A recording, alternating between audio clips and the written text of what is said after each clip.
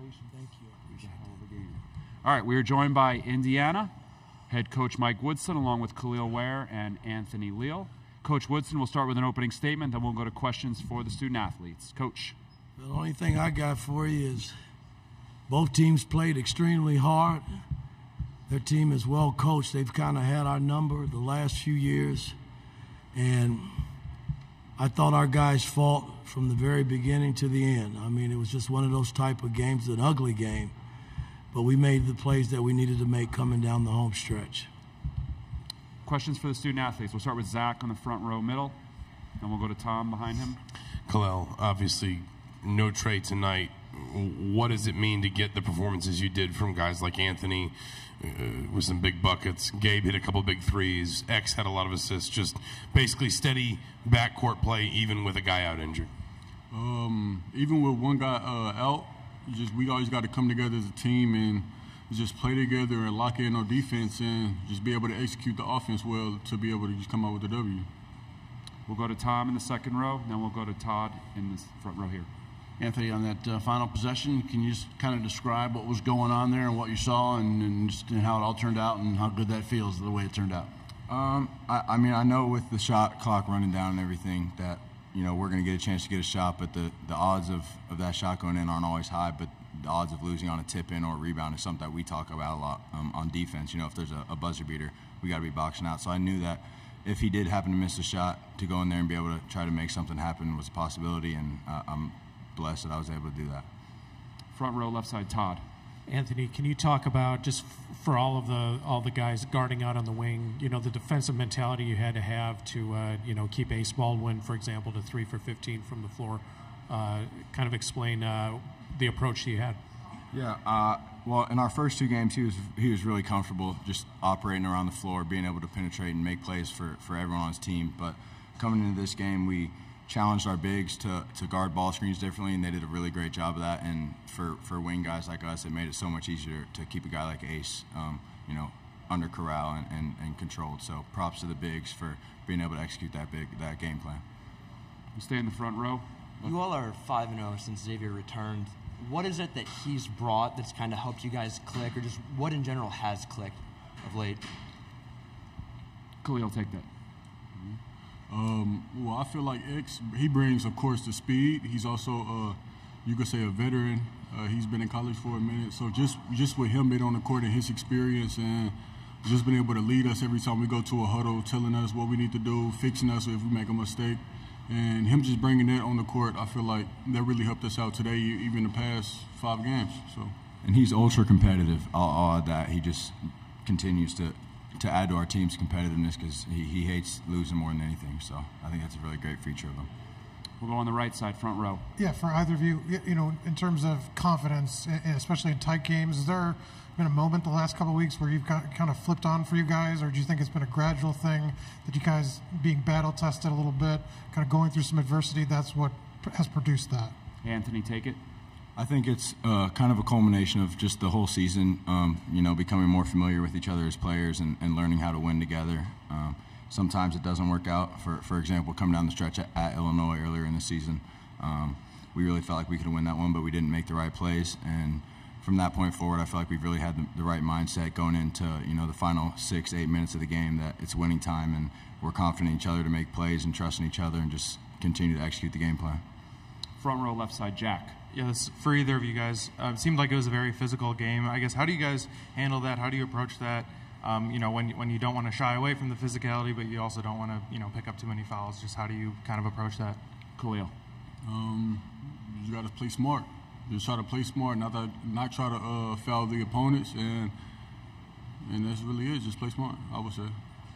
Stay in the front row, middle, Mason. Anthony, seems like down the stretch when Penn State had to go small kind of due to foul trouble, it seems like you guys really tried to hammer the post a lot on offense.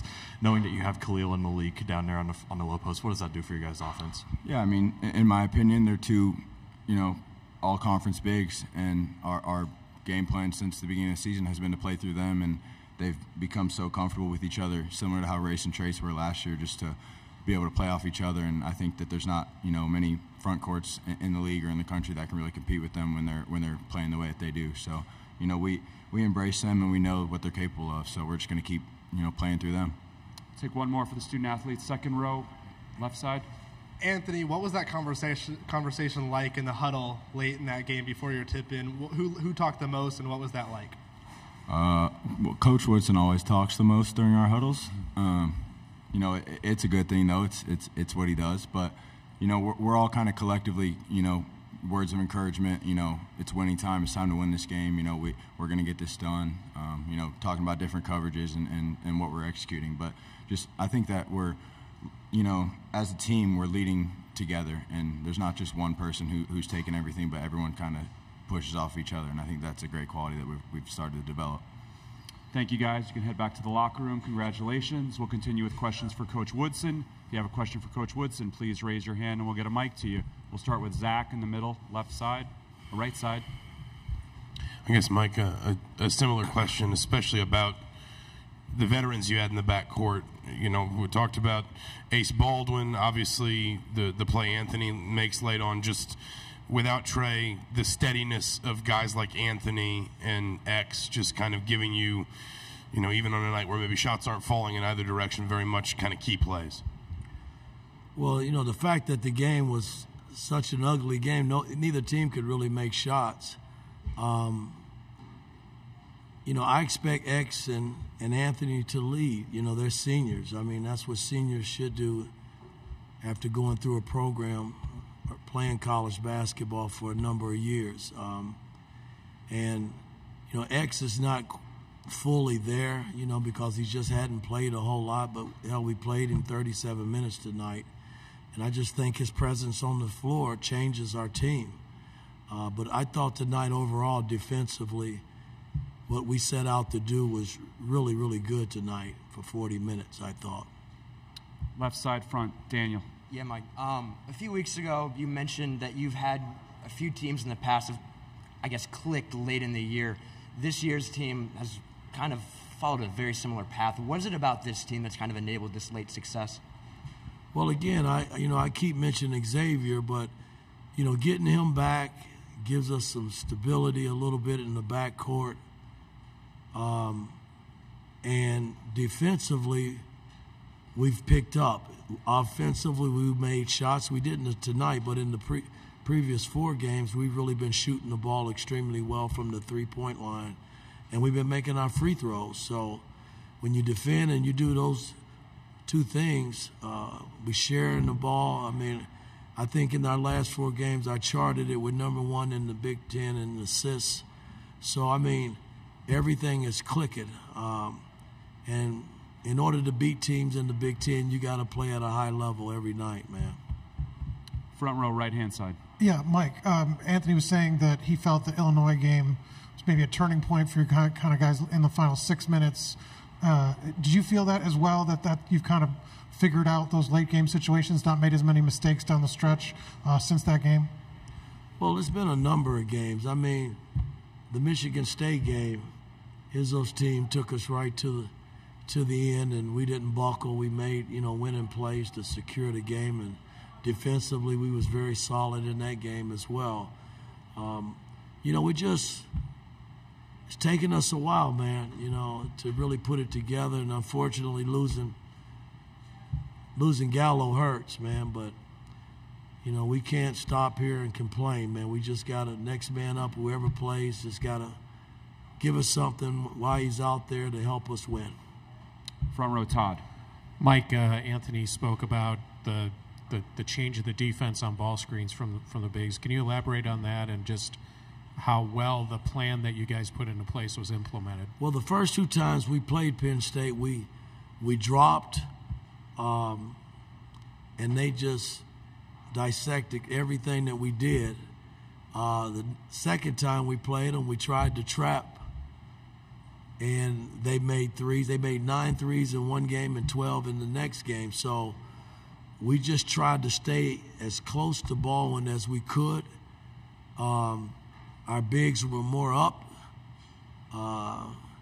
where he actually saw bodies, and we tried to play in to get out. And we guarded the three-point line extremely well. They shot it well last night, and tonight we were really good in guarding it. Take 2 more. Tom in the second row middle. Mike, two quick things, if you don't mind. One, are you hoping for Trey to be able to play at all this weekend, or do you not know? I don't know Okay. at this point. I really don't. All right. And then secondly, going all the way back to November, you had a lot of games where you needed to play well down the last stretch, too. I mean, I know we talked about Illinois, Michigan State, all that stuff, but it kind of goes all the way back to the start of the season, right? These guys being comfortable playing in the last few minutes? Well, we had a lot of early games where teams really pushed us to the limit, and we didn't buckle in those games. But again, missing X during the stretch that we missed him, we went into another tailspin. When we went on that 4-game losing streak, man, we were all reaching and searching. And, the last few games we've been able to flip it and turn it around, and that's pretty good for our ball club. We'll finish with Jack in the front row left. Yeah, Mike, I think on senior day you said that Anthony has kind of always stayed ready, even in seasons where maybe he hasn't played as much. Could you kind of expand on that? What does that look like specifically? How do you know he's always ready, and how good does it feel to him to have some game winners like he's had this year? Well, coming from the NBA, the 34 years that I spent there, we call that a pro, a true pro. And he has hung in there with me because he hadn't played a whole lot. But in practice, he comes to work every day, and he knows everything that we're doing on both sides of the ball. So from a coaching standpoint, we feel comfortable knowing if we throw him in there, he's not going to embarrass us, himself or our team. And he's coming and giving us a hell of a lift. And the night was, he hits the biggest shot of his college career, the putback. So that's beautiful for him, I think, in terms of the hard work that he's put in. I couldn't be more proud of him, man. All right. Thank you, Coach. Appreciate it. We'll see you tomorrow.